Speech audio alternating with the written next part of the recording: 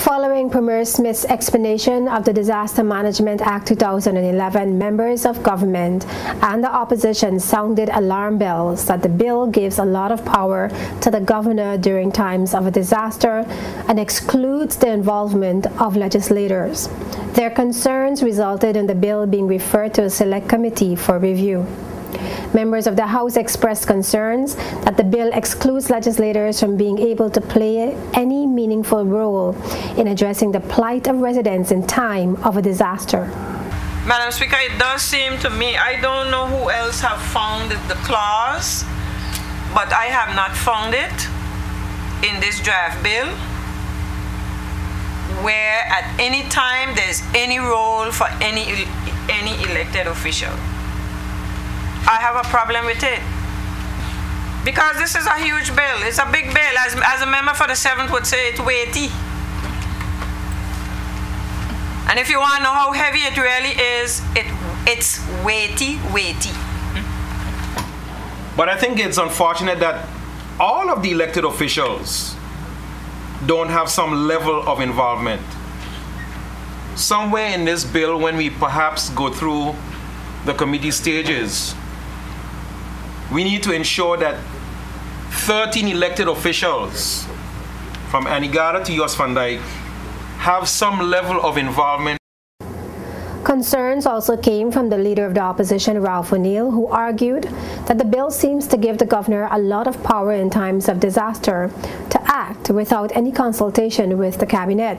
While 3rd District Representative Julian Fraser noted his surprise that the bill was brought to the House for passage because there were unresolved issues since it was introduced in the House in October 2012.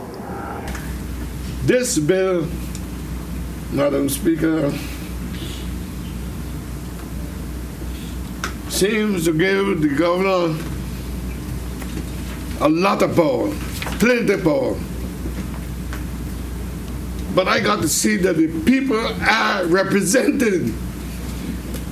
And how are you going to have a governor making a proclamation for disaster without the cabinet even being consulted? Oh, Madam Speaker, this is wrong. This is so wrong that it gets me mad. Well, what are you doing? What are you doing with the cabinet? No, the cabinet is there to look after the people's interests. Madam Speaker, I am kind of really surprised that this bill is before us for 2nd and 3rd readings. When the bill was introduced, it was agreed that we would meet as a committee of the whole House to discuss it. We did,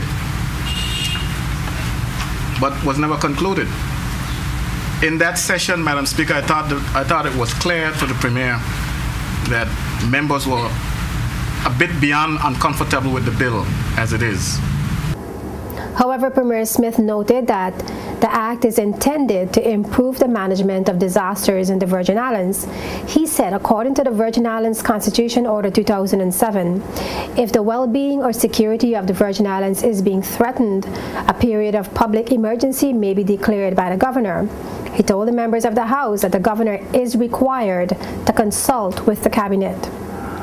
And then Section 11 says, nothing contained in this section or any emergency regulation shall be construed to preclude the House of Assembly from meeting whenever practicable in accordance with standing orders and directing reports related to the emergency, including implementation of any emergency regulations, be prepared and presented in such manner and within such periods to the House of Assembly as the House may determine. And then, Madam Speaker, there's a question of whether a disaster could be declared before it actually happens. And I want to refer to Section 27, 1A of the Constitution, Madam Speaker. It says a period of public emergency may be declared by the governor by proclamation published in a manner provided in subsection when the well-being or security of the Virgin Islands is threatened by war, invasion, general insurrection, public disorder, natural disaster, or other public emergency, etc., Madam Speaker. After the debate, the bill entitled the Disaster Management Act 2011 was not passed. It was agreed that the bill be referred to a select committee of the House of Assembly comprising Minister of Health Ronnie Skelton, Deputy Speaker of the House Delores Christopher, and Leader of the Opposition Ralph O'Neill.